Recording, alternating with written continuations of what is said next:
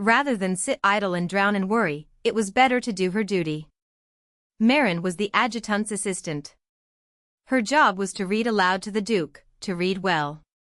She must have lingered in the library longer than she realized. A pink sunset now spilled across the edge of the castle, painting the stone in soft rose and amber. Bright yellow leaves, harbingers of autumn's end, carpeted the ground in an even, rustling layer. Stepping over the sun-dried leaves, she didn't even notice where her feet were carrying her until she arrived at the stables.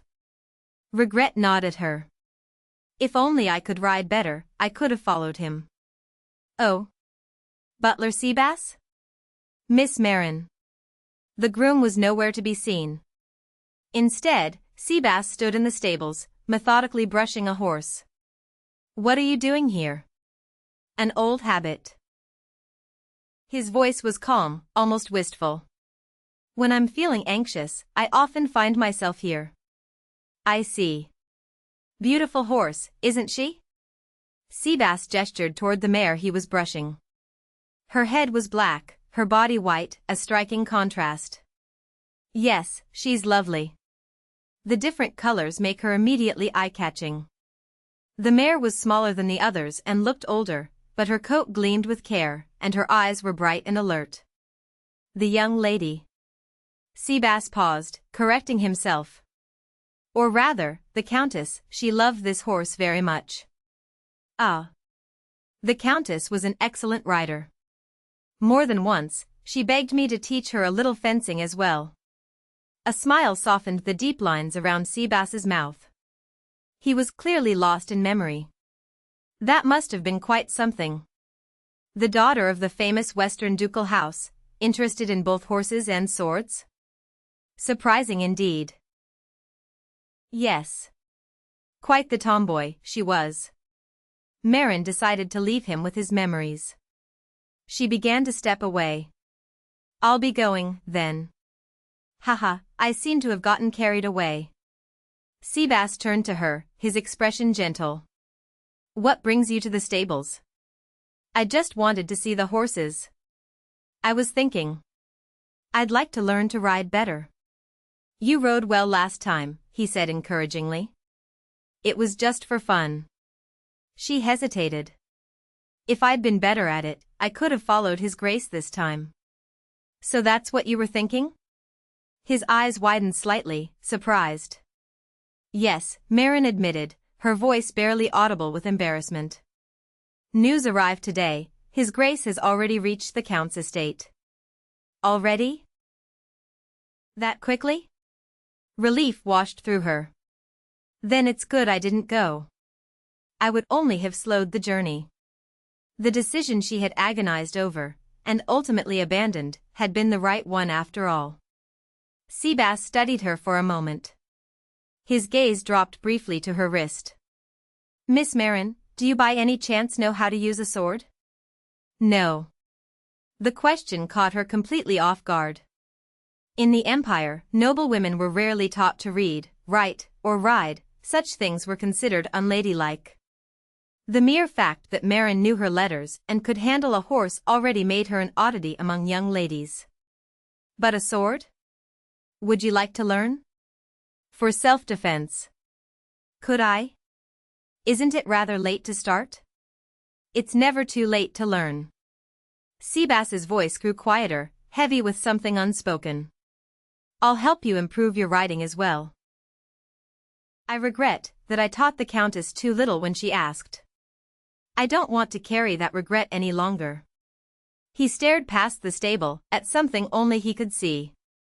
A yellow leaf, barely clinging to its branch, finally surrendered and drifted silently to the ground. Yes. Marin spoke more brightly than she felt, hoping to console him. I want to learn. Teach me everything, I'll work hard so you won't regret it. Any knowledge would serve her well. Learn to ride better, master the sword, and more paths would open ahead. Seabass nodded, and warmth returned to his weathered face. Silence hung heavy over the dining table. The spread was extravagant, sumptuous dishes arranged with artful precision, elegant flowers decorating every surface. Servants stood pressed against the walls, faces tense, ready to serve at the slightest gesture. The three sisters sat pale and rigid in their chairs, like porcelain dolls. Their eyes moved over the magnificent feast with undisguised disgust. "Well? How is it?" Kilon sat at the head of the table, fingers laced together, his expression smug with satisfaction. "How is, what?" Dia bit the tender skin inside her lip. She didn't want to answer him, but silence might provoke something worse. "The food, of course." He gestured grandly at the table. "I told the chef to prepare something special. He even decorated it with gold powder, do you see?" Dia's gaze slid unwillingly to the enormous roast duck at the center of the table. Its skin glittered obscenely, dusted with flecks of gold. "We are still in mourning." These dishes, lavish beyond reason, belonged at a celebration. A ball. Not this. "What?" Killen's eyes flashed dangerously. "You asked my opinion," Dia replied, meeting his glare with hollow indifference. "Did you not?" "Shut your mouth." His lip curled. "Just like your mother, cold as ice." "That's not true."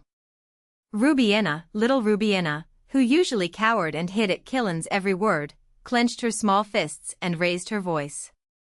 "Our mother was the kindest and most loving person in the world." "You're bad, uncle." The servants lining the walls gave the faintest nods, as though in silent agreement. Garnet didn't even bother looking at Killon. Her voice dripped with contempt. "Ruby, devils are masters of lying." "How dare you?" Killon's face flushed crimson. He shot to his feet, and the dining room doors swung wide. "His Grace, the Duke." Olive strode in first, announcing the arrival with crisp formality. Killon's rage vanished as though wiped away. In an instant, a pleasant smile stretched across his face. He spread his arms in welcome. "Your Grace." "Welcome." He snapped his fingers at the sisters.